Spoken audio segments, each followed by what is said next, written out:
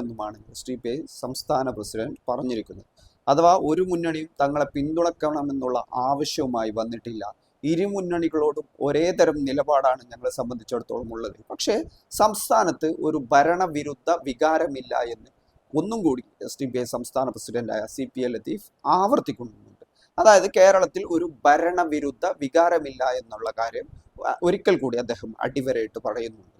പക്ഷേ പിന്നീട് ഈ നിലവിലുള്ള സാഹചര്യത്തിൽ അതാത് മണ്ഡലങ്ങളിലെ പ്രവർത്തകർക്ക് നിർദ്ദേശം നൽകുമെന്നുള്ള കാര്യമാണ് അദ്ദേഹം പറഞ്ഞിരിക്കുന്നത്. ഇവിടെ അതിൽ ഏറ്റവും പ്രധാനപ്പെട്ട കാര്യം മഞ്ചേശ്വരത്താണ്. മഞ്ചേശ്വരത്ത് ആദ്യം SDPI സ്ഥാനാർത്ഥിയെ പ്രഖ്യാപിക്കുകയും പിന്നീട് പിൻവലിക്കുകയും ചെയ്തിട്ടുണ്ട്. പക്ഷെ ഇന്ന് മഞ്ചേശ്വരം മണ്ഡലത്തിൽ വൈകുന്നേരം പ്രവർത്തകരെ വിളിച്ചു കൂട്ടിയിട്ടുള്ള ഒരു കൺവെൻഷൻ നടക്കുന്നുണ്ട്. ആ കൺവെൻഷനിൽ വെച്ച് അവിടെ പ്രവർത്തകർക്കുള്ള നിർദ്ദേശം കൊടുക്കുമെന്നാണ് മനസ്സിലാക്കാൻ കഴിയുന്നത്. ഏതായാലും ഈ നിയമസഭാ തെരഞ്ഞെടുപ്പിലെ ഏറ്റവും ശ്രദ്ധേയമായ വിഷയം എന്നുള്ളത് SDPIയുമായി ബന്ധപ്പെട്ടാണ്. SDPIയുടെ രാഷ്ട്രീയ നിലപാടാണ്. അപ്പോൾ ഇന്ന് പത്രമാധ്യമങ്ങൾ ആവർത്തിച്ച് ചോദിച്ചത് LDFനെ പിന്തുണക്കുമോ, LDFനാണോ പിന്തുണ എന്നുള്ളതാണ്. പക്ഷേ LDFന് അങ്ങനെ ഒരു പ്രഖ്യാപിത പിന്തുണ കൊടുക്കാൻ SDPI തയ്യാറായിട്ടില്ല എന്നുള്ള കാര്യം ഒരിക്കൽ കൂടി അടിവരയിട്ടുകൊണ്ടാണ് അദ്ദേഹം പറയുന്നത്. ഇരു മുന്നണികളും SDPIയെ സംബന്ധിച്ചിടത്തോളം ഒരേപോലെയാണ്.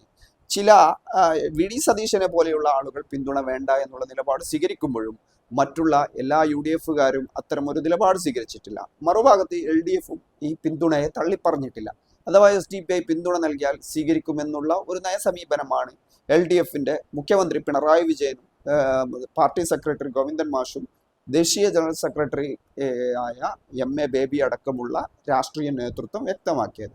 അഥവാ SDPIയുടെ വോട്ട് സ്വീകരിക്കുന്നതിൽ പ്രശ്നമില്ല എന്നും BJPയെ തോൽപ്പിക്കാൻ അവർ ഞങ്ങൾക്ക് വോട്ട് ചെയ്യുന്നുണ്ടെങ്കിൽ അതിനെ ചെയ്യേണ്ടതില്ല എന്നുള്ള നിലപാട് ജനാധിപത്യത്തിൽ സ്വീകരിക്കാൻ കഴിയില്ല എന്നുമുള്ള ഒരു നിലപാടാണ് അവർ സ്വീകരിച്ചത്.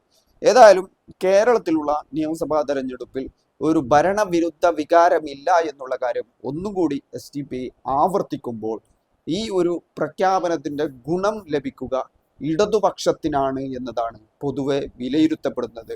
സ്വാഭാവികമായിട്ടും കേരളത്തിൽ വരാൻ പോകുന്ന മറ്റന്നാൾ നടക്കുന്ന നിയമസഭാ തെരഞ്ഞെടുപ്പിൽ